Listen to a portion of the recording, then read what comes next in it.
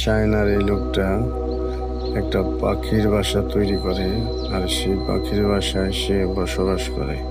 আসুন দেখি সে কিভাবে বাসাটা তৈরি করে।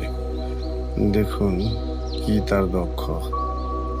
এটা পাখির বাসা তৈরি করার জন্য প্রস্তুতি নিছে, কাজ করতেছে। কি দক্ষ! বাবা, এত দক্ষ যে একটা পাখির বাসা তৈরি করে সেই পাখির বাসায় বসবাস করে।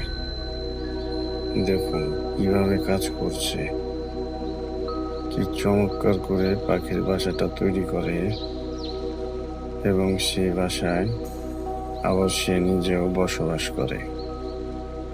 মানে বসবাস করার পরিবেশ কিভাবে তৈরি করে দেখুন, না দেখলে বুঝতে পারবেন না। অবশ্যই ভিডিওটা পুরোটা দেখতে হবে, তা না